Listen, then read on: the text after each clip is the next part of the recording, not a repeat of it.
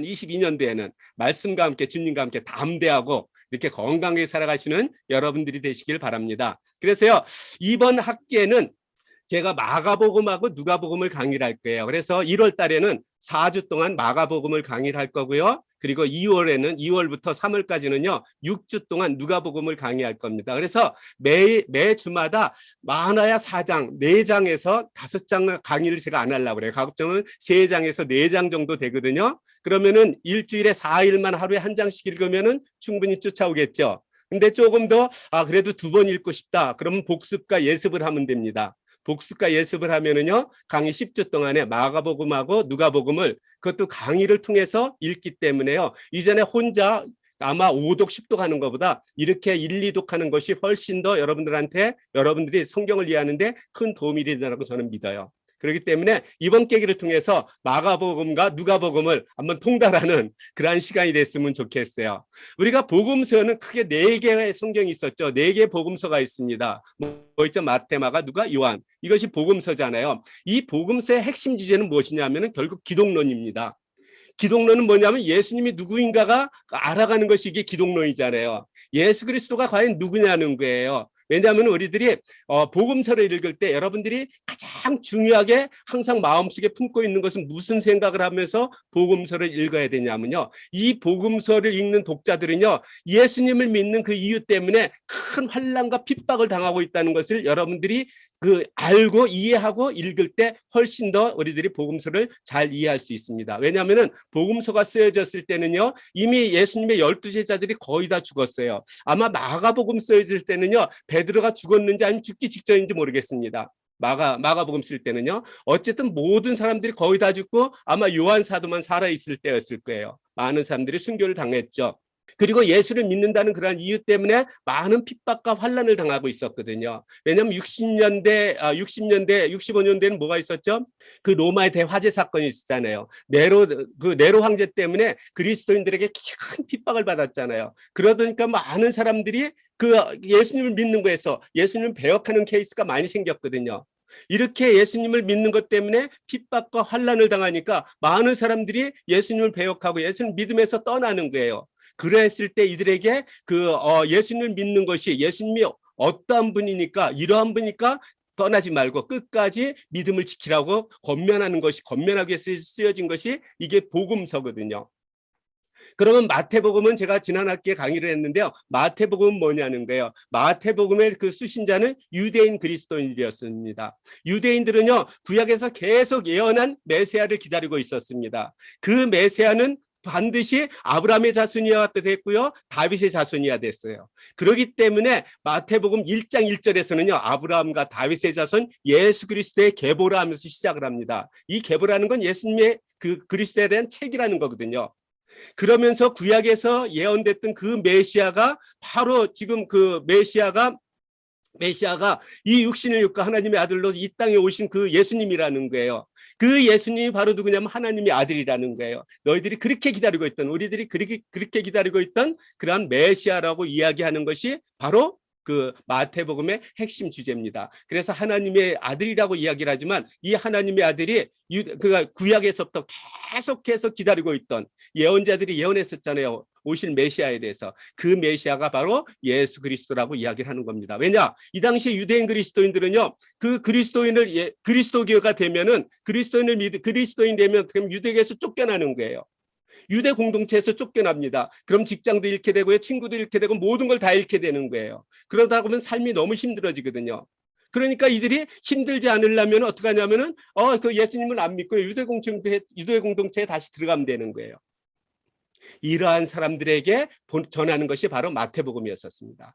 오늘 강의할 마가복음은 어떤 거냐? 이건 로마에 살고 있던 로마의 그리스도인들한테 쓰여졌습니다. 그 마가복음은 어떻게 시작하냐면요, 하나님의 아들 예수 그리스도의 복음의 시작이라 하면서요, 이 예수 그리스도의 복음이 어떻게 시작됐는지부터 이야기를 하면서 이 복음에 대해서 이야기를 하고 있습니다. 그러니까 요건 마가복음은 이제 제가 본문 들어가서 이제 조금 더 말씀을 드릴 거니까 그때 보면 될 것 같아요. 누가복음이 있습니다. 마태, 마가, 누가복음을 무슨 복음서라고 그러죠? 공감복음이라고 그러죠. 왜냐하면은 내용이 똑같은 내용들이 너무 많이 있어요. 마가복음의 한 95%가 마태복음에 다 들어가 있어요. 그다음에 마가복음의 약 60%에서 65%가 누가복음에 다 들어가 있습니다. 그래서 이들이 서로 그 공통된 정보들이 많이 있기 때문에 이들을 공감복음이라고 이렇게 부릅니다. 누가복음은 어떤 사람들한테 전했냐면 헬라인 그리스도인들한테 전한 거예요. 헬라인 그리스도인들한테 그 우리 중에 이루어진 사실에 대해 처음부터 그 목격자 되고 그다음에 이것에 대하여 제자들이 이것을 기록하여 전해 준 것을 그대로 기록한 내용을 저술하려고 노력한 사람들이 많이 있다는 거예요. 그런데 나도 이 사실은 모든 것을 잘 조사한 다음에 이 책을 쓰게 됐다고 그러면서 누가복음을 쓰게 된 이유에 대해서 누가는 이야기를 하고 있습니다. 1장 1절부터 3절까지. 그러면서 결국 그 내용은 무엇이냐면은 그 예수 그리스도는 어떤 분이냐는 거예요. 누구냐는 거예요. 아까 기독론에서 얘기를 했잖아요. 그분은 바로 모든 인류의 구원자라는 거예요. 모든 인류를 구원하시기 위해서 이 땅에 오신 바로 하나님의 아들이라고 이야기하는 것이 이게 누가복음의 전체적인 그러한 핵심 주제가 되는 겁니다. 그리고 나서 우리가 마태, 마가, 누가가 있고 이거 공감복음이라고 그러고요. 요한복음이 있잖아요. 요한복음은요, 이 공감복음과 내용이 많이 좀 다릅니다. 왜냐하면은 요한이 썼을 때는요, 요한이 그 요한복음을 썼을 때는 아마 이 복음서 중에서 가장 나중에 쓰여졌습니다. 아마 85년에서 90년대 사이에 쓰여졌다고 저는 봅니다. 학자마다 다 다르지만 저는 이때 썼다고 봅니다. 저 요한복음 어떻게 시작하는데요? 태초에 말씀이 계시니라면서 말씀이 결국 육신이 되어서 이 땅에 오신 분이 있는데 그분이 누구라고요? 바로 예수 그리스도라고 이야기를 하는 겁니다. 그래서요, 요한복음은요, 그 무엇보다도 이 당시에 그 요한 시대 때는요, 이때 그 로마 황제가 누구였으면 도미티안이라는 사람이었었거든요. 이 사람은 어떤 사람이었냐면요, 로마 황제를 갖다가 숭배하지 아니하면은요, 그 많은 사람들을 갖다 다 죽이거나 감옥에 넣거나 막 이랬거든요. 많은 핍박을 했거든요. 그랬는데 다른 종교들은 다 황제 숭배를 할 수 있는데 황제 숭배할 수 없는 그러한 종교가 있습니다. 그게 뭘까요? 기독교거든요. 그러다 보니까 기독교인들이 큰 핍박과 환난을 당하고 있었어요. 그들이 환난과 핍박을 당하지 않기 위해서는 딱 한 가지만 하면 됩니다. 예수님 안 믿는다 그러면 되는 거예요. 그리고 황제 숭배하면 되는 거예요. 그러니 이들이 예수님을 믿는 이것이 얼마나 힘들겠습니까? 이렇게 힘든 가운데 그들로 하여금 예수님이 어떤 분인지에 대해서 이야기를 하고 있습니다. 그래서 그 요한복음에서는 그 무엇보다도 그 어느 복음서보다도 예수님의 신성에 대해서 강조를 많이 하는 거예요. 우리가 신을 위해서는 무엇인지 할 수 있잖아요. 그래서 예수님의 신성을 강조하는 것이 이게 요한복음의 그런 전체적인 그런 내용입니다. 그래서 제가 요한복음은요, 사실 그 마태, 마가, 누가 한 다음에 요한복음을 강의해야 되잖아요, 순서적으로요. 근데 그렇게 하면은 역사적인 순서가 잘 안 맞아요. 그래가지고 그 누가복음까지 이번 학기에 강의를 하고요. 다음에는 무엇을 할 거냐면 사도행전과 사도행전 시대 때 쓰였던 바울의 서신서를 강의를 할 겁니다. 그리고 요한의 책은 언제 하냐면 요한의 책 5권을 전부 묶어서요, 제일 마지막에 강의를 할 거예요.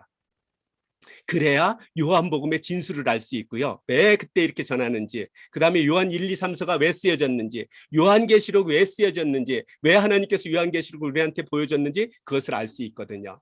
그래서 요한의 책은 제가 항상 제일 마지막에 이렇게 강의를 합니다. 자, 마가복음에 전하는 마가라는 사람입니다. 마가 요한인데요. 마가는 아마 로마식 이름이었던 것 같아요. 요한은 유대식 이름이죠. 이 사람은요, 마가복음은요, 이 복음서의 4권 중에서 가장 먼저 쓰여진 것으로 이렇게 기록되어 있어요. 그래서 아마 제가 보기에는 한 65년대에서 67년도 아마 이 사이에 쓰여졌다고 저는 봅니다. 왜냐하면 이 당시에는요, 베드로도 감옥에 잡히고요. 그 다음에 이제 바울도 잡혔잖아요. 그래서 이제 사형 선고를 받고 기다리고 있었잖아요. 그러다가 보니까 마가가 가만히 있다가 보니까 자기한테 복음을 전했던, 자기가 통역관 역할을 했던 베드로가 죽으면 어떻게 됐어요? 이 복음을 전할 수 있는 그 방법이 없잖아요. 그래서 베드로가 아마 제 생각으로는 죽기 직전에 부지런히 자료를 준비해가지고 마가가 이 복음서를 쓰기 시작하지 않았나 이렇게 봅니다. 그리고 나서 베드로한테 면회도 갔겠죠. 그러면서 이것저것 아마 자문을 구해서 아마 마가복음이 완성되지 않았나, 저는 개인적으로 이렇게 생각을 합니다. 자, 마가는 어떤 사람이냐면 1차 전도여행 때 그 바울과 바나바와 함께 동행했던 사람이죠. 그리고 나서 나중에 로마에서 베드로와 함께 활동했는데요. 많은 학자들이 이때 그 베드로의 통역 역할을 했다고 생각을 통역 역할을 했다고 이야기를 합니다. 자, 베드로는 그러면은 마가는 누구한테 들은 이야기를 썼을까요? 예수님의 제자가 아니었었잖아요. 모르겠어요. 예수님을 직접 뵀는지 안 뵀는지는 성경에 기록되어 있지 않습니다. 어쨌든 예수님의 12제자는 포함되지 않았습니다. 그러면은 주로 누구한테 들은 이야기를 썼을까요? 베드로한테 들은 이야기를 썼겠죠. 왜냐하면 통역관으로 일을 했으니까. 그러면은 이 베드로는 학자였었습니까? 어부였었습니까? 어부였잖아요. 그러면 바울처럼요 하나님의 말씀을 전할 때 아주 웅장하고 장엄하게 전했을까요? 아니면 단순하고 간결하게 이렇게 전했을까요?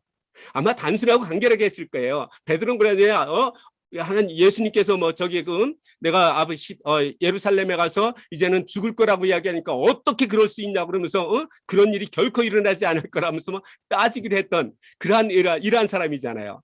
아주 단순한 사람이잖아요. 그래서야 아주 성경이 이렇게 복음을 전할 때도 아주 단순하면서 이렇게 간결하게 기록되었던 저기 이렇게 전했던 것 같아요.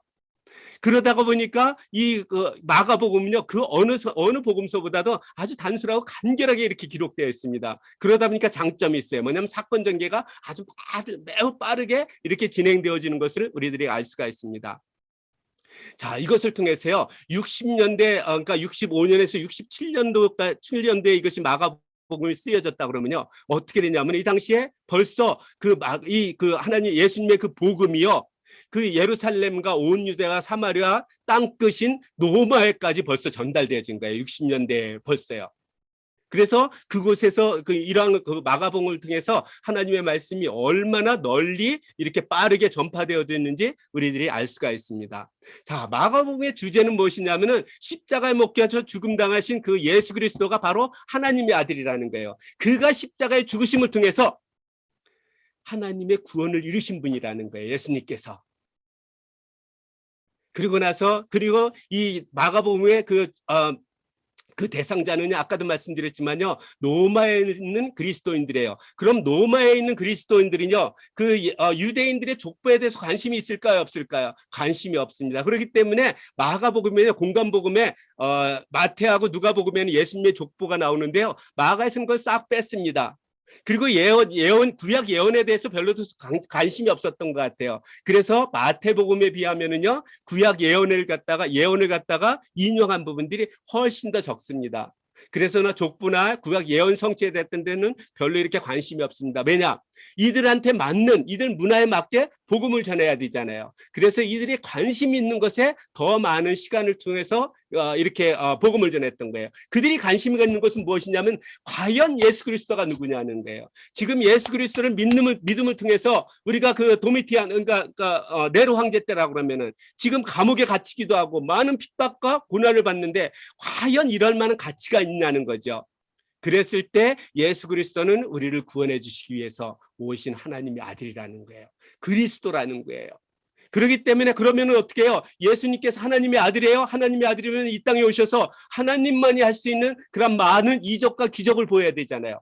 그래서요 그 마가복음은요 그 어떤 성경보다 예수님의 말씀보다 더 강조하는 것이 있습니다. 예수님께서 하나님의 아들로서 어떠한 행위를 하셨는지 어떠한 행적에 대해서 더 많은 관심이 있습니다. 그렇기 때문에요 그 전체적인 내용의 분포를 볼 때 그 어느 성경보다 이적과 그 기적의 기사가 많이 있는 거예요.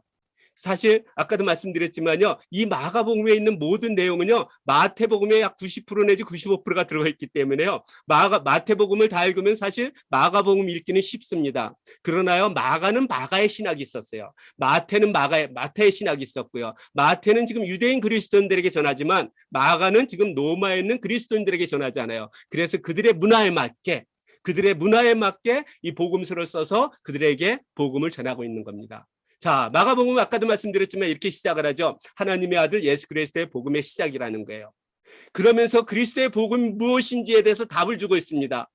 그랬는데 보통 성경에 보면은요, 우리가 복음서를 보면요, 예수님의 탄생에 대한 기사를 자세히 잘 적고 있어요. 잉태하고 탄생에 대해서. 그랬는데 마가복음에서는요, 예수님의 잉태와 탄생 이야기를 전혀 다루지 않습니다. 왜냐? 이 마가는 더 급한 거예요. 더 급한 게 있는 거예요. 예수 그리스도가 누구냐는 거예요. 뭐 하는 사람이냐는 거예요. 그가 우리와 무슨 관계가 있냐는 거예요. 그렇기 때문에 이런 것은 다 접어두고요. 직접 이제 장성한 다음에 이야기를 다루고 있습니다. 이사야가 예언한 게 있다는 거예요. 이사야가 예언하는 게 있다는데 사실은 그 성경 그 마가복음 1장 2절과 3절에 보면은요. 그 말씀이 일부는 앞에 것은 말라기가 예언한 거고요. 그다음에 뒤에 부분이 이사야가 예언한 겁니다. 근데 거기에 보면은 이사야의 예언한 것처럼 이렇게 되어 있습니다. 그것은 뭐냐면 보라 내가 내 사자를 내 앞에 보내노니 이건 보라 내가라는 건 하나님께서 얘기를 하는 게요. 하나님께서 하나님의 사자를 내 앞에 예수님 앞에 보낸다는 겁니다. 그가 내 길을 준비할 거라는 거예요. 그가 하나님께서 보내신 그 사자가 예수님의 길을 준비할 거라고 이야기를 합니다. 말라기에 예언되어 있는 말씀이거든요. 그 바로 그 이 네 사자는 그 엘리야를 얘기를 하죠. 그러면서 광해 그다음에 그 이사야서에 보면은 이렇게 기록되어 있거든요. 40장에 광해에 외치는 자의 소리가 있어 이르되 너희는 그의 길을 준비하라는 거예요. 그의 오실 길을 곧게 하라고 이렇게 기록되었다는 거예요. 이렇게 기록되어 있거든요. 40장 3절에 보면요. 이사야서. 그러면서 그 세례 요한이 이 말씀한 대로 광야에서 이르되 제사를 받게 하는 세례를 전파했다고 이야기를 합니다. 이 과거걸 말씀드렸죠. 광야에서 외치는 자의 소리가 있다고 그랬잖아요. 그가 이르되 너희는 그의 길을 준비하라. 그의 오실 길을 곧게 하라고 이렇게 선포한다고 그랬잖아요. 근데 그 광야에서 외치는 자가 누구냐면 바로 세례 요한을 얘기하는 거거든요. 이 세례 요한이 광야에 이르러서 제사를 받게 하는 세례를 전파했다는 거예요. 그러니까 그들의 주님께 가는 그 길을 준비하고요. 그의 오실 길을 곧게 한 거죠. 왜냐? 이스라엘 민족들이 회개를 하면 어떻게 돼요? 예수님께서 오시면 영접하면 되는 거잖아요. 그래서 그의 길을 준비하고 그의 오실 길을 곧게 하는 이러한 세례를 전파했다는 거예요. 이렇게 세례를 전파하니까 온 유대 지방과 예루살렘에서 사람마다 다 나와서 자기의 죄를 자복했다는 거예요. 그러니까 요한한테 나가서 자기의 죄를 제복하면서 요단강에서 그에게 세례를 받았다고 이야기를 합니다. 세례를 받은 것은 죄 사함의 세례를 받은 겁니다. 그럼 요한의 모습은 어떤 모습인가 한번 보여주는 거예요. 요한이 이렇게 복음을 전할 때요. 저처럼 이렇게 셔츠 안 입었습니다. 낙타 털옷을 입고요. 허리에는 가죽띠를 띠고요. 먹는 것을 무엇을 먹었냐면은 메뚜기와 석청을 먹었다고 이야기를 합니다. 여러분들 여기에 계시는 분들 중에서 많은 분들이 어렸을 적에 아마 메뚜기 먹었던 기억이 날 거예요. 저도 어렸을 때 시골에 있었거든요. 그러면은 그 저희 밭에 가서 논에 가면은 가을에 되면은 왜 그 벼메뚜기 많잖아요. 그래서 그걸 잡아가지고 그 이렇게 뒤에다가 이렇게 벼로 이렇게 쫙 엮어가지고 골짜기에 가서 이렇게 구워 먹던 생각이 납니다. 근데 이러한 세례 요한이 이러한 메뚜기와 석정을 먹었다는 거예요. 석정은 야생꿀을 얘기를 합니다. 들꿀을 얘기를 하는 거예요. 석정을 먹었다고 그럽니다. 그러면서 세례 요한이 예수님을 소개하는 장면이 나와요. 응?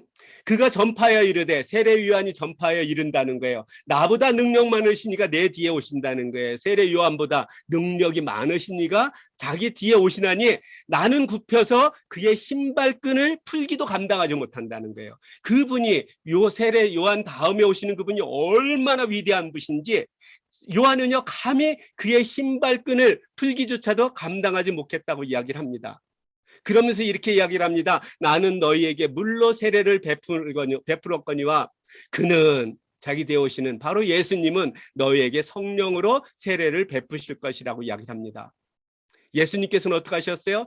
많은 사람들을 성령의 능력으로 그들의 치유하셨잖아요. 회복하셨잖아요. 죽은 자를 살리시기로 했잖아요. 그리고 예수님께서 십자가에 못 박혀 죽으시고 부활하신 다음에 승천하시고 나서 열흘 만에 어떻게 해요? 마가의 다락방에 그 120명의 성도들이 모였을 때 그것에 성령이 임해서 성령 세례를 받게 되잖아요.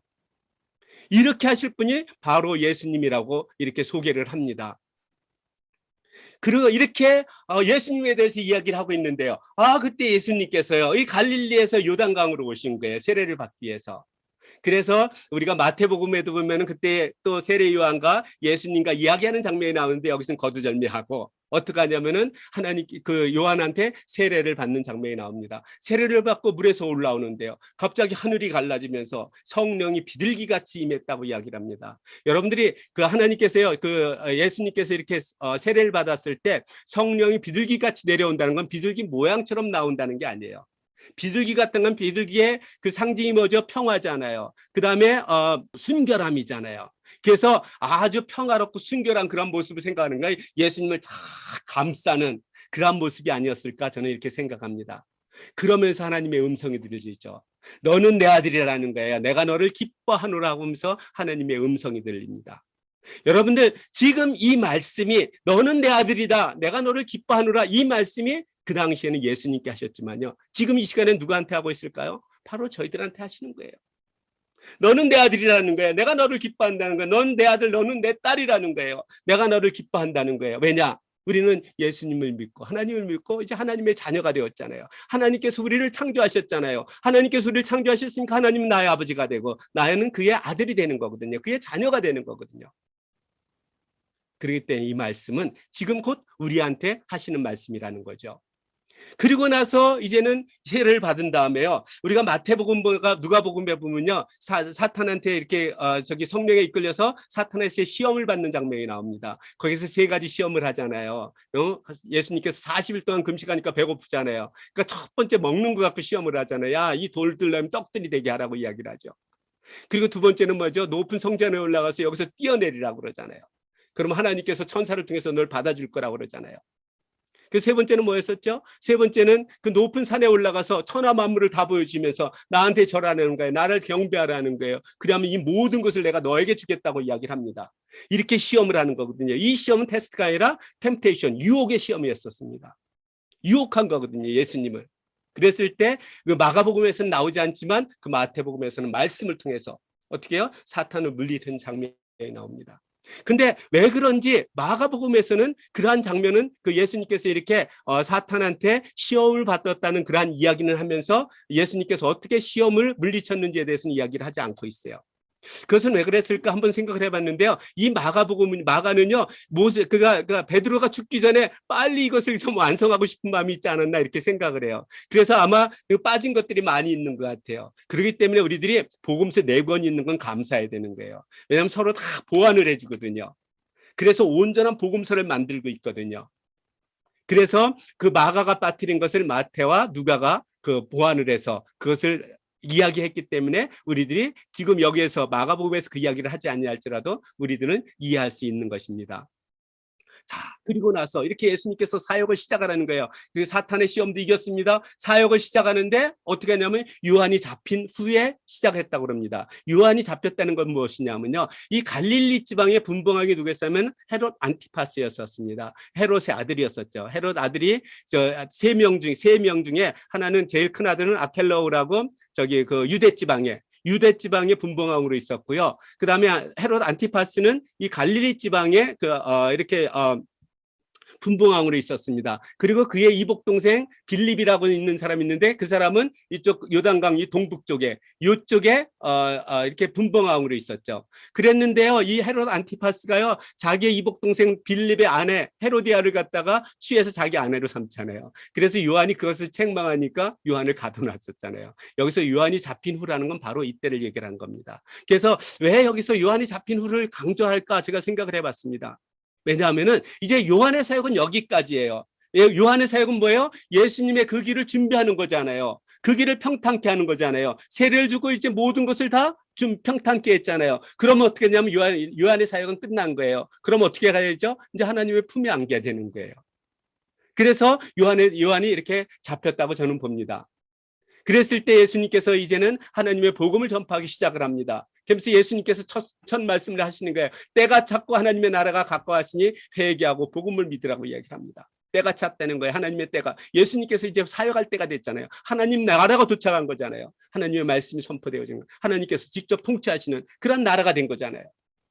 그러니까 회개하고 복음을 믿으라고 합니다. 여기서 복음이라는 것은 예수님을 믿는 그런 복음을 얘기하는 게 아니라 예수님께서 선포하시는 그런 복음은 천국 복음을 얘기를 하는 겁니다. 천국이 얼마나 아름다운지, 천국이 어떤 곳인지에 대해서 선포를 하셨잖아요. 그래서 여기서 회개하고 복음을 믿으라는 것은 이제는 회개하고 천국 복음을 믿으라고 이렇게 이야기를 하는 겁니다. 그리고 나서 예수님께서는 이제는 사역을 본격적으로 하시기 위해서 필요한 사람들이 있었습니다. 그래서 제자들을 부르기 시작하죠. 가다가 보니까 갈릴리 강가에 이렇게 바닷가에 이렇게 가다 보니까 베드로와 그 형제 안드레가요 이제 막 고기를 잡고 있는 거예요. 고기가 안 잡혔던 것 같아요. 그때 예수님께서 시몬과 안드레를 부르죠. 나를 따라오라고. 내가 너희로 사람을 낚는 어부가 되게 하겠다고 합니다. 그랬을 때 그 시몬과 안드레는요 조금도 주저하지 아니하고 예수님을 따릅니다. 조금 가다가 보니까 그 다음에 세베대의 아들 야고보와 요한이 있는 거예요. 그래서 그들도 또 부르죠. 그들이 이제 그 배에서 이제 고기를 잡고 배에서 이제 그물을 깁고 있었어요. 왜냐하면 다음에 또 낚시하는가 고기 잡으러 가려면은 그물 찢어진 데 있으면 다 고쳐야 되잖아요. 그래서 그것을 잘 이렇게 깁고 있었습니다. 그랬을 때 예수님께서 부르시죠. 그랬을 때 이 두 사람도 야고보와 요한도 그 자기 아버지를 그 배에다 놓고 예수님을 따르는 그러한 장면이 나옵니다. 여러분들 예수님께서 부르실 때는 조금도 주저함이 없이 이렇게 따라야 된다는 거예요. 예수님께서 지금 여러분들한테 맡기신 일이 어떤 것인지 모르겠어요. 각자에게 맡기신 그 일을 부탁하셨을 때는 미루지 말고 바로 하시기 바랍니다. 그랬을 때 하나님께 더 큰 영광이 돌려질 것이라고 저는 믿습니다. 자, 그리고 나서 이제는 본격적으로 하나님의 말씀을 전하면서 이제 치유 사역을 하기 시작합니다. 가버나움에 갔는데요. 가버나움은 이게 베드로, 그러니까 시몬 베드로의 그 고향이거든요. 그리고 예수님이 어떻게 보면 제2 고향과 같은 곳이었었어요. 그래서 가버나움에 가니까 회당이 있는 거예요. 여기 왼쪽에 보면 이게 가버나움에 있는 회당입니다. 제가 봤을 때 이거 사진 찍은 건데요. 자, 회당이 있습니다. 그곳에 갔는데요. 귀신 들린 사람이 있는 거예요. 그래서 귀신 들린 사람이 있는데 그 귀신 들린 사람이 예수님한테 와서 이야기를 하는 거예요. 그러니까 귀신이 얘기를 하는 거죠. 나세란 예수요, 우리가 당신과 무슨 상관이 있냐는 거예요. 나는 당신이 누구인지를 안다는 거예요. 하나님의 거룩한 자라고 이야기를 합니다. 이 귀신은 하나님을 알아봐요. 그렇잖아요. 그 영이니까. 그랬을 때 예수님께서 그 귀신한테 얘기를 합니다. 너는 잠잠하고 그 사람에게서 나오라는 거예요. 그러면 이 귀신이 어떻게 할까요? 꼼짝 못하고 깨갱하고 나오는 겁니다. 그러한 이러한 모습을 보니까 많은 사람들이 놀랬겠죠. 어떻게 귀신이 저 사람 말에 이렇게 복종하냐는 거예요. 그리고 나서 그 밑에 이 회당 옆에 여기 길이 있는데요. 그 옆으로 나오면 여기가 이제 회당이고 여기 길이 있는데 그 옆에 오면은 한 동네가 있습니다. 그게 뭐냐면 바로 그 베드로의 동네예요. 여기 길이 있죠. 여기 길이 있으면 이쪽 부분이, 요 왼쪽 부분이 그 회당이 있고요. 요게 동네가 있습니다. 이게 베드로의 동네예요. 그래서 회당에서 그 귀신을 내쫓고 어떻게 했냐면은 베드로 동네니까 베드로의 집에 갑니다. 베드로의 집에 가니까 거기 베드로의 장모가 열병이 걸려 있는 거예요. 그래서 열병이 걸려 있을 때 그 열병이 걸렸다는 소식을 듣고 예수님께서 그녀의 손을 만지니까 깨끗하게 났습니다. 이 소문이 쫙 퍼지겠죠. 많은 사람들이 와서 또 치유와 그 회복의 회복의 역사를 그렇게 경험하게 됩니다. 그리고 나서 이렇게 많은 사역을 이루신 다음에 예수님께서는요, 항상 한적한 곳에 가서 기도하는 그런 모습을 우리가 복음서를 통해서 여러 군데서 발견할 수 있습니다. 예수님께서는 어떤 큰 사역을 했을 때는 반드시 홀로 산에 올라가서 기도를 하시는 그러한 장면을 봅니다. 이렇게 기도하고 있으니까 많은 사람들이 예수님을 찾아다니는 거예요. 그러니까 제자들이 예수님께서 와서 그런 이야기를 합니다. 모든 사람들이 지금 줄을 찾고 있다는 거예요. 그러니까 빨리 내려가자고 그러죠. 그때 예수님께서 제자들한테 이렇게 이야기를 합니다. 우리가 다른 가까운 마을로 가자는 거예요. 왜냐? 거기서도 전도해야 된다는 거예요. 내가 이를 위해서 왔다고 이야기합니다. 예수님께서 오신 것은요, 한 곳에서 복음을 전하는 게 아니라 곳곳에 다니면서 복음을 전하기 위해서 이렇게 예수님께서 오셨다고 이야기를 합니다. 그래서 이들은 이제 가버나움에서 나와가지고 갈릴리 여러 회당을 다니면서 많은 사람들을 가르치기도 하고요, 전도도 하고요, 귀신 들린 사람들 가운데 병든 사람들 고쳐주시는 그러한 사역을 펼칩니다. 그래서 우리가 지도를 보면은요, 여기가 지금 갈릴리 호수인데요, 예수님께서 가장 많이 활동했던 분들이 바로 요 지역입니다. 그러니까 갈릴리 서쪽에 있는 이 지역에서 가장 많이 활동을 했죠. 물론 여기 벳사다에도 있지만 벳사다가 여기 가버나움이고요, 여기가 게네사렛이거든요. 여기가 디베레고요. 그래서 이 지역을 중심으로 해서 예수님께서 많이 복음을 전했죠.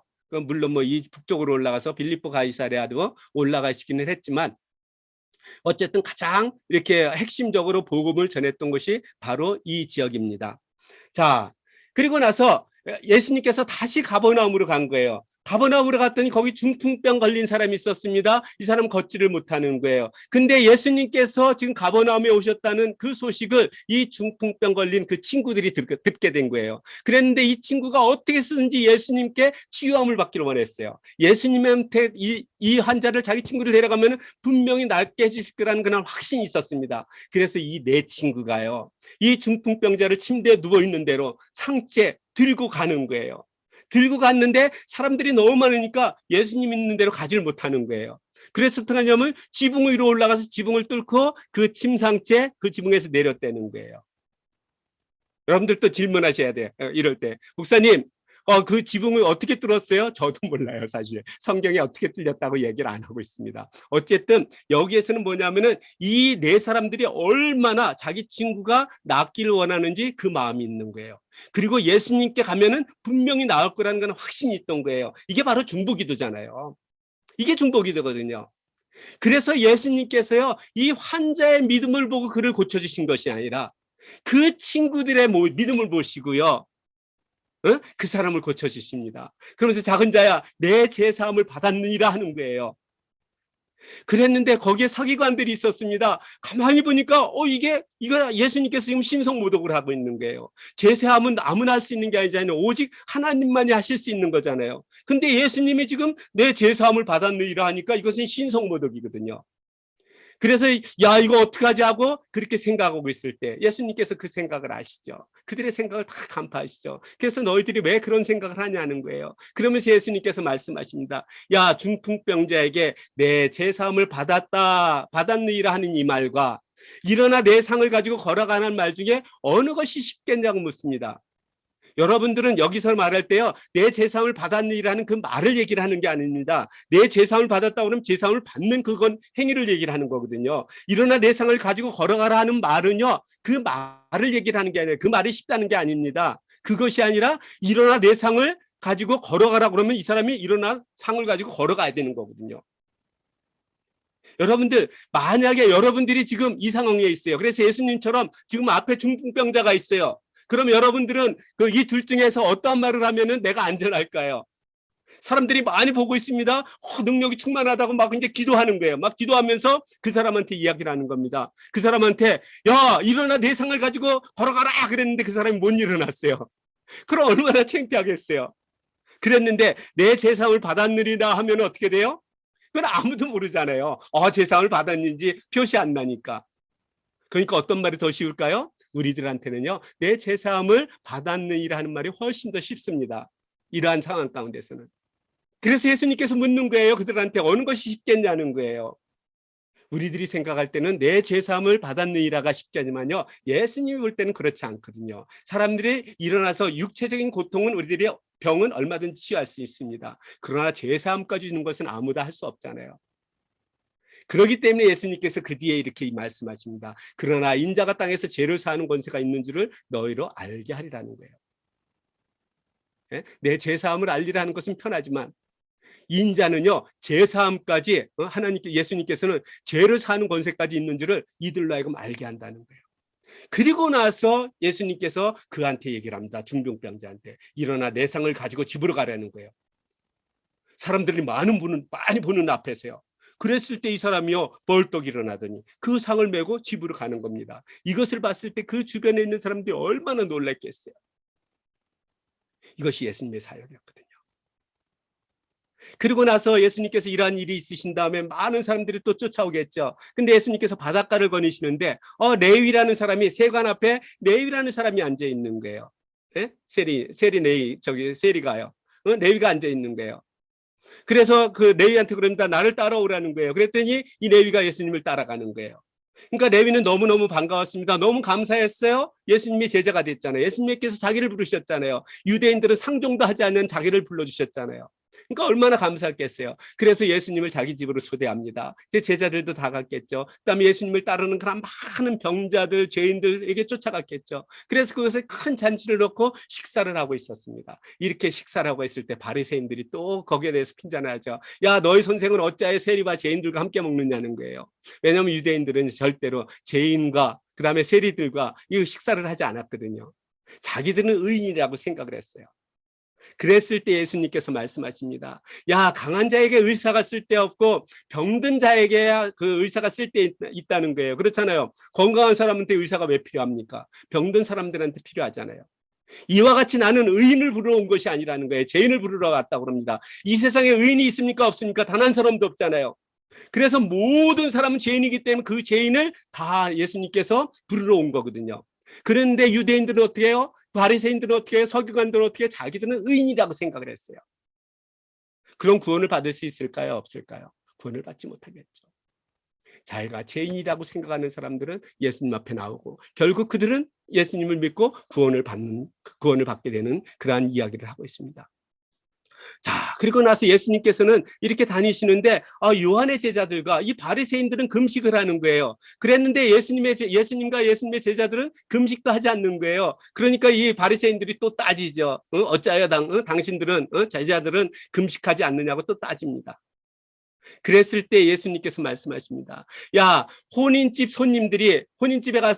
찾아간 손님들이 그 신랑과 함께 있을 때 금식할 수 있냐는 거예요. 신랑과 함께 있을 때는 금식할 수 없다는 거예요. 그러나 신랑을 빼앗길 날이 올 거라는 거예요. 그날에는 금식할 것이라고 이야기를 합니다. 그렇잖아요. 금식할 거잖아요. 예수님께서 이렇게 말씀하시는 것은 예수님께서 언젠가는 이제 죽으실 걸 알고 계셨거든요. 그래서 이들에게 하나님께서 이렇게 이야기를 하면서 그 뒤에 두 가지 얘기를, 아주 중요한 얘기를 하죠. 생배 조각을 갖다가 낡은 쇠 붙이지 않냐고, 그다음에 새 포도주를 낡은 그다음에 가죽 부대에 넣지 않는다고, 보관하지 않는다는 이야기를 하죠. 그러면서 새 포도주는 새 가죽 부대에 넣으라고 이야기를 합니다. 그것은 뭐냐면요, 이들이 믿고 있던 그러한 금식하는 이러한 행위들은 옛 행위였었습니다. 그 구약에 있던 모든 예언들은요, 요한의 시대까지 모든 것이 완성됐습니다. 다 마쳤어요. 그래서 예수님 시대부터는 이제는 새로운 시대가 됐거든요. 새 포도주가 됐거든요. 그래서 새 가죽 부대에 넣어야 된다는 이야기를 하고 있는 것입니다. 그리고 나서 예수님께서는 안식일에 이렇게 돌아다니다가 이들은 제자들이 항상 배가 고팠잖아요. 항상 얘기를 하죠. 예수님을 따르는 이 제자들은요, 풍족하게 먹지 못했습니다. 7천 명이 모였을 때 떡 한 개밖에 없었고, 떡 7개 있었고, 5천 명이 모였을 때도 어떻게 해요? 보리떡 5개와 물고기 2마리밖에 없었잖아요. 이렇게 항상 배가 아마 쪼달렸었던 것 같아요. 아마 꼬르륵 소리도 많이 났을 거예요.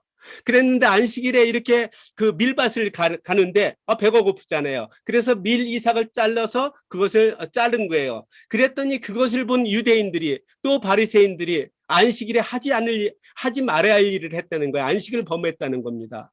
왜냐하면요, 우리가 신명기에 보면은요, 우리가 밀밭 사이를 걸을 때요, 낫을 대지 않냐고 손으로 잘라 먹는 것은 죄가 되지 않았습니다. 왜냐하면 배고픈 사람은 잘라서 이게 손으로 비벼서 먹어도 됐었습니다. 근데 유대인들이 왜 안식일을 범했다고 그러는 것이냐면은, 이것은 이 이삭을 자른 것이 노동을 한 거예요. 노동을. 그래서 노동을 했다는 거예요. 그래서 안식일에 이렇게 안식을 지키지 않았다고 이렇게 책망하는 거거든요. 이게 유대인들이 지키고 있던 율법주의였었습니다. 그리고 나서 이제 안식일에 또 한 사건을 다룹니다. 예수님께서 안식일에 회당에 들어갔더니 거기에 손 마른 사람이 있는 거예요. 손 마른 사람이 있는데 그 많은 사람들이 주시하고 있는 거예요. 예수님께서 어떻게 하시나? 왜냐하면 안식일에 그런 치유 행위를 하면은 또 이것도 안식일을 범하는 거거든요. 그래서 이들이 보는 겁니다. 어떻게 하나, 예수님 과연 이 사람을 고쳐줄까? 고쳐줘서 안식일을 범할까? 아니면 고치지 않냐할까? 그러니까 규시하고 있는 거예요. 그때 예수님께서 그들의 마음을 또 꿰뚫어 보시죠. 그러면서 그들한테 묻습니다. 야, 안식일에 선을 행하는 것과 악을 행하는 것, 생명을 구하는 것과 죽이는 것, 어느 것이 옳으냐고 묻습니다. 어느 것이 옳은 것 같아요? 우리는 말할 것도 없이 당연히 선을 행하고 생명을 구하는 것이 옳다고 그러잖아요. 근데 이들은 아무 대답도 못하는 거예요. 아무 대답도 못하는 거예요. 그랬을 때 예수님께서 그들의 그 시선을 다 무시하고 그 사람한테, 이 손 마른 사람 손을 내밀라고 그러죠. 그러니까 손을 내미니까 손이 다 나은 거예요. 그러고 나니까 유대인들이요, 이 바리새인들이 너무너무 화가 난 거예요. 그래서 어떻게 하냐면 이때부터 예수님을 죽이려고 모의하기 시작합니다. 바리새인들이.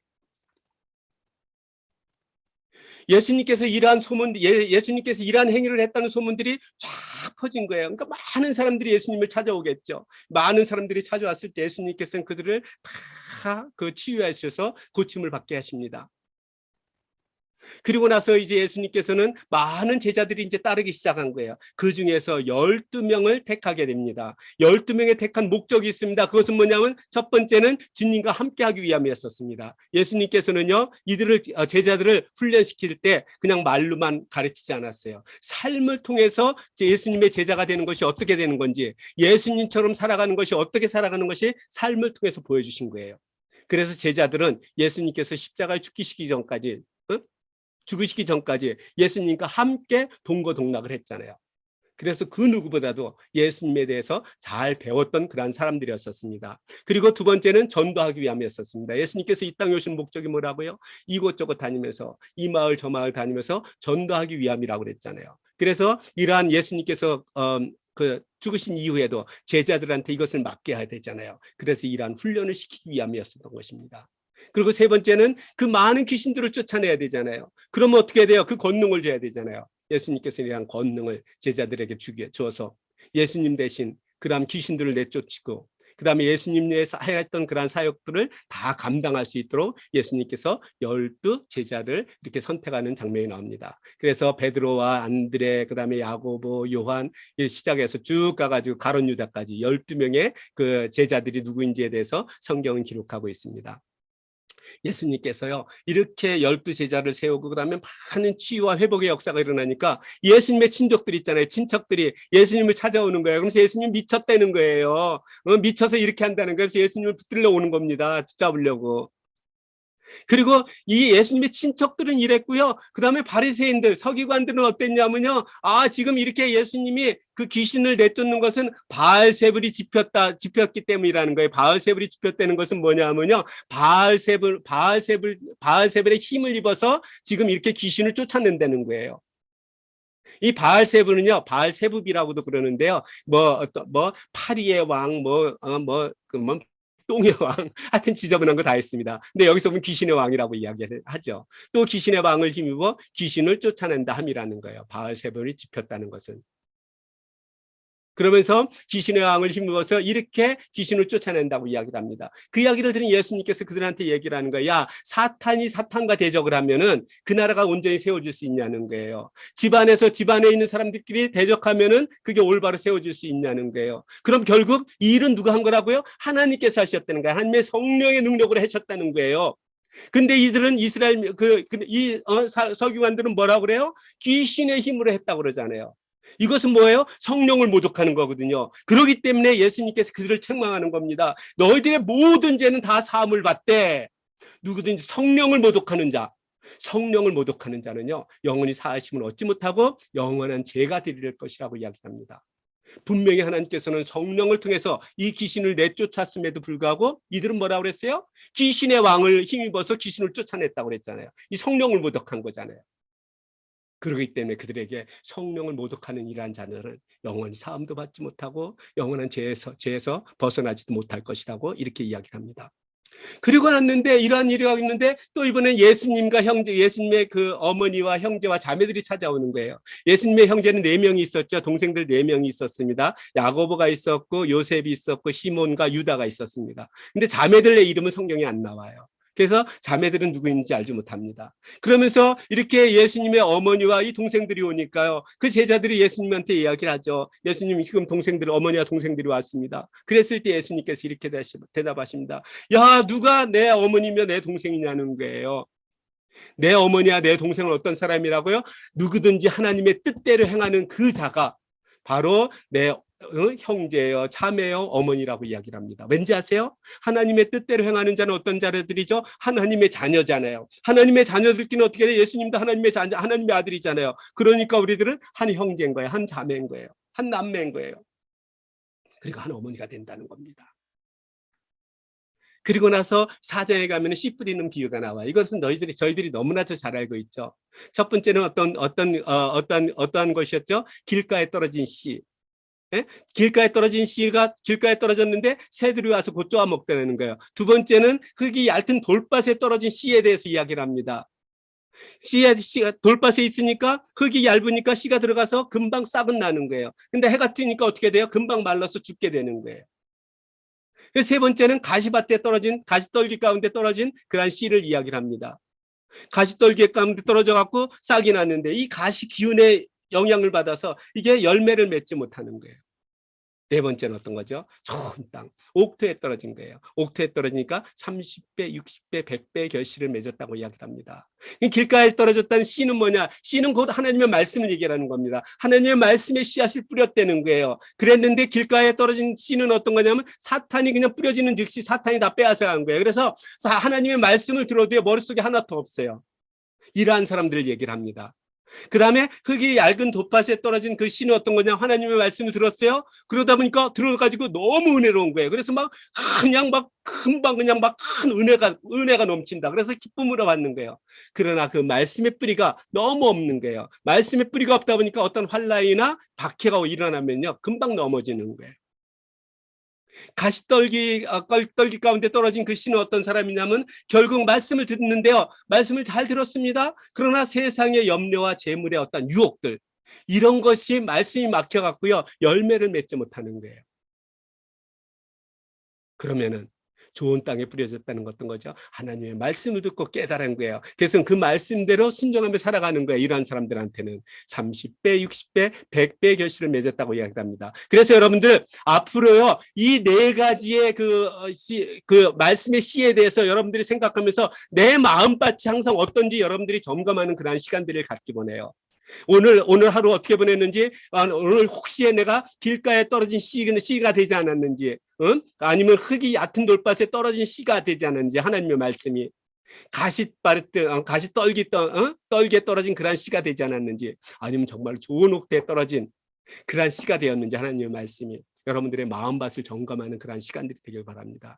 그래서 여러분들 앞으로요, 하루 일과를 마치고 집에 들어가서 이제 주무시기 전에 한번 이 생각을 또 해보시는 거예요. 오늘은 내 마음의 밭이 어떤 밭이었나 한번 생각해 보면서 여러분들이 하루하루를 살아간다면은 정말로 30배, 60배, 100배의 결실을 맺는 그러한 나날이 될 것이라고 저는 생각합니다. 자, 그 4장에 보면은 이제 등불에 대해서 이야기를 하고 있습니다. 여러분들 등불은 어디에 두는 것인가요? 사람이 등불을 가져오는 것은 어디에 두기 위하여? 말 아래나 평상 아래에 두려 함이냐는 거예요. 여러분들 등불을 켜가지고요, 말은 어떤 거냐면 홀수를 얘기하는 게 아니라, 저기 우리가 옛날에는 그 쌀 같은 거 살 때 한 말, 두 말, 세 말 뭐 이렇게 했잖아요. 그런 말 아래에 두는 것을 얘기를 합니다. 평상은 침대를 얘기하는 거예요. 침대 아래 두려 하냐는 거예요. 아니라는 거예요. 등경 위에 두려함이라는 거라는 거죠. 여러분들 예수님께서 그 마태복음의 5장에 보면은 너희는 세상의 빛이라고 그럽니다. 너희는 세상의 빛이라는 거예요. 그러면서 등불을 세상의 빛이라는 게 세상 사람들의 빛이라는 거죠. 너희들은 등불을 그 말 아래 두지 않냐고 등경 위에 둔다고 얘기합니다. 이렇게 등경 위에 두는 이유는 뭐냐면은 그 등경 위에서 그 빛이 집안 모든 사람들에게 비치기 위함이라고 이야기를 하고 있습니다. 이와 마찬가지로 여기서도 그 등불이라는 건 등경 위에 두는 거라는 거예요. 왜냐? 등불을요, 등경에도 주의를 비추듯이 여기에서 말씀하시고자 하는 건 천국복음, 정말 하나님의 말씀이 세상에 드러나게 하기 위해서 예수님께서 이러한 지금 예를 드리고 있는 겁니다. 그리고 나서 그 뒤에 보면 아주 어려운 말이 나와요. 드러내려 하지 않고는 숨긴 것이 없고 나타내려 하지 않고는 감추인 것이 없느니라는 그런 이야기가 나오는데요. 여러분들 이거 읽으면은 금방 이게 무슨 뜻인지 이해가 돼요, 안 돼요? 저는 아무리 읽어도 이거 갖고는 이해하기 너무너무 힘들어요. 그러면 제가 이럴 때는 성경 여러 권을 찾아봅니다. 세번역도 찾아보고 그다음에 뭐 영어 NIV도 보고 뭐 여러 가지 성경을 봐요. 그럼 훨씬 더 쉬운 그런 해석이 나옵니다. 제가 세번역을 보니까 이렇게 기록되어 있어요. 숨겨둔 것은 드러나고 숨긴 것은 다 드러난다는 거예요. 이 숨긴 것이 무엇일까요? 전 천국복음이라고 이야기를 합니다. 천국복음은 다 드러난다는 거예요. 세상 가운데. 그리고 감춰둔 것은 다 나타나기 마련이라는 거. 감춰둔 건 무엇일까? 비밀인 거예요. 하나님의 비밀. 이것도 다 드러난다는 겁니다. 그러면서 뒤에 이렇게 이야기를 합니다. 너희가 무엇을 듣든지 스스로 삼가라는 거예요. 이것은 너희가 무엇을 듣든지 스스로 삼가라는 것은 이것은 뭐냐면요, 너희가 하나님의 말씀을 들을 때 귀담아 듣고 그 말씀대로 순종하며 실천하며 살아가라는 거거든요. 그렇게 하면은 더 많은 것을 얻게 될 것이라고 그 뒤에 쭉 나오고 있습니다. 그러면서 너희는 헤아리는 그 헤아림으로 너희가 헤아림을 받을 것이라고 이야기를 합니다. 이것은 뭐냐면요, 예수님의 말씀에 대하여 예수님의 말씀을 대하는 그 태도에 따라서 우리가 어떻게 그 보상을 받는지에 대해서 이야기를 하고 있습니다. 만약에 이것이 옥토면 어떻게 될까요? 30배, 60배, 100배 결실을 맺는 거예요. 길가가 됐으면 어떻게 돼? 내 마음밭이 그냥 새들이 와서 다 사탄이 와서 그냥 말씀이 오는 순간 다 빼앗아 가는 거예요. 돌밭에 뿌려졌어요. 기쁨이 있었습니다. 조금만 환난과 핍박이 오면은 모든 것을 다 그냥 잃어버리는 거예요. 가시떨기 나무 같은 마음이 됐습니다. 정말로 잘하는 듯해요. 잘하는 듯 하는데 결국은 어떻게 되냐면은 이 세상 염려와 그 다음에 이 물질, 재물의 유혹에 넘어가서 결실을 맺지 못하는 이러한 사람이 된다는 거예요. 그래서 우리들이 하나님의 말씀을 들을 때 어떠한 태도로 하나님의 말씀을 듣고 그대로 살아가는지에 대해서 우리가 고민해야 된다고 이야기를 하고 있습니다. 그러면서 뒤에 가면 이제 천국에 대한, 하나님 나라에 대한 비유들 두 가지가 나옵니다. 씨 뿌리는 비유가 나오죠. 하나님의 나라는 이런 거라는 거예요. 사람이 땅에 씨를 뿌린 것 같다는 거예요. 그 사람이 땅에 씨를 뿌렸어요. 그리고 그가 밤낮 자고 깨고 하는 중에 씨가 나서 자란다는 거예요. 이렇게 자라되 어떻게 그리 드는지는 알지 못한다는 거예요. 지금 과학적으로 뭐 많은 분들이 연구는 하겠지만 정말로 그것을 우리들이 일반 사람들이 알지 못하잖아요. 그것도 2000년 전에 이것을 어떻게 알았겠어요? 그러죠? 도저히 알지 못한다는 거예요. 씨를 뿌리면 거기서 싹이 나고 잎이 나고 거기서 이삭이 나고 열매를 맺게 된다는 거예요. 이것이 천국이라고 이야기를 합니다. 하나님의 나라는 이런 거라는 거예요. 그래서 씨가 떨어지되 하나님의 말씀이 떨어지면은요, 그것이 결국 그냥 뿌리를 내려갖고 싹이 나고 이파리가 나고요, 그 다음에 이삭이 나고 열매를 맺게 된다는 겁니다. 어떤 사람이 그러한 열매를 맺을까요? 옥토와 같은 마음을 가진 사람들이 일을 할 때 이러한 역사가 일어나겠죠. 그러면서 두 번째는 하나님의 나라는 마치 겨자씨 하나과 같다는 거예요. 겨자씨는 씨 중에서 가장 작은 씨로 알려져 있잖아요. 근데 그게 땅에 떨어지면 어떻게 그것이 싹이 나고 그것이 자란다는 거예요. 그래서 어떤 식물보다 어떤 풀보다 더 크게 자라서 새들이 그것에 깃든다고 이야기를 합니다. 이와 같이 하나님의 나라는요, 살아서 역사하는 겁니다. 살아 생명력이 있는 것입니다. 이 씨는 생명력이 있잖아요. 그래서 100년이 되든 200년이 된 그 씨가 땅에 떨어져서 썩어서 그것에 뿌리를 내리면 그것에서 식물이 나오고 과일나무가 되고 그러는 거잖아요. 하나님 나라는 바로 이렇게 살아 역사하는 것을 이렇게 단편적으로 보여주고 있습니다. 예수님께서는요, 이제는 갈릴리 지방, 그러니까 그 거라사인 뭐 이쪽에, 그러니까 갈릴리 지방에서 이제 나와서 이제는 반대편으로 가고 싶은 거예요. 반대편은 거라사인의 지방이거든요.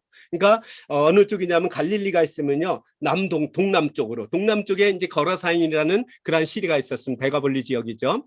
그 지역으로 가고 싶은 거예요. 그래서 예수님께서 야, 우리가 이제 저편으로 건너가자고 제자들한테 얘기를 합니다. 그래서 이들이 이제 배를 타고 거기 갈릴리 호수를 건너서 반대편으로 가는 겁니다.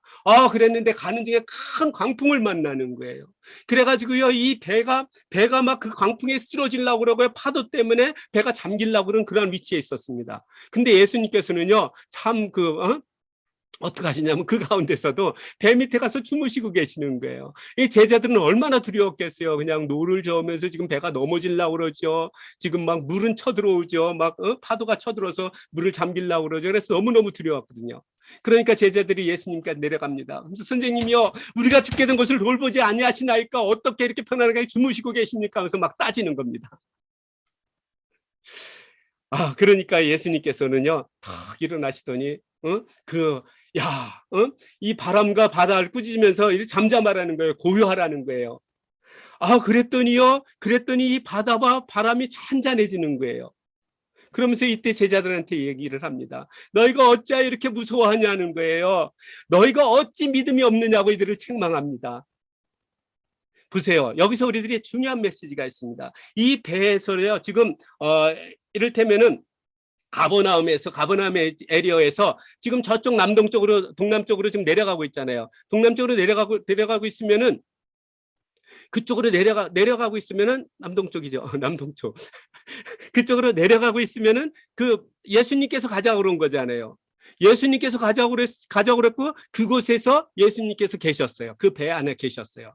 예수님께서 가자고 그러는 곳에 예수님께서 함께 계신 그 배에 광풍이 만나서 광풍이 그 배가 넘어지려고 그러잖아요. 침몰하려고 그러잖아요. 어떻게 했어요? 예수님께서 가자고 그러는 곳에 예수님께서 계신 곳에도 이런 문제가 있다는 거예요. 그러니 우리 믿는 자들이 이 세상에 살아갈 때 이 세상에서 어려움을 겪을 수가 있을까요? 없을까요? 겪을 수 있다는 겁니다. 우리들도요. 똑같이 겪을 수 있다는 거예요. 그러나 이 제자들이 죽었습니까? 살았습니까? 살았죠. 하나님께서 보호해 주셨잖아요. 예수님께서 보호해 주셨잖아요. 이와 같이요, 우리들도 이 세상에서 어떠한 어려움이 겪을지라도 하나님께서 우리를 붙잡아 주시는 거예요. 하나님께서 아직 나를 이 땅에서 아직도 사용하실, 아직도 하나님의 일이 필요한 내가 된다면은 하나님께서는 어떠한 방법이든지 우리를 보호해 주신다는 겁니다. 이와 같이요, 예수님께서 함께 하시는 그곳에서, 예수님께서 가고자 하는 그곳에 가면서도 이러한 어려움을 겪고 있는 것은 우리들이 하나님께서 어떤 사역을 맡겼어요. 그 일에 충성을 합니다. 그 일에 충성하다가 볼 때도 이렇게 어려움을 겪을 수 있다는 거예요. 그렇지만 누가 함께 하신다고요? 하나님께서 함께 하신다는 거죠. 그것을 믿고 우리들이 나가면은 우리들은 승리할 것입니다. 근데 제자들은 그 하나님을, 예수님을 믿지 못했던 거예요. 그러기 때문에 예수님께서 너희들이 어찌 이렇게 무서워하느냐고, 너희가 어찌 이렇게 믿음이 없느냐고 그들을 책망했습니다. 그럼 무서워하는 것은 무엇일까요? 무서워하는 것은 그냥 겨둥을 끈 믿음이 없는 것과 같은 거예요. 그렇잖아요. 믿음이 있었으면, 예수님께서 계시니까 괜찮아, 그런 믿음이 있었으면 절대 무서워하거나 두려워하지 않았겠죠. 우리들이 어떠한 일을 할 때 두려움이 있습니까? 무서움이 있습니까? 여러분들, 그때는 내 믿음이 나약해진 거예요.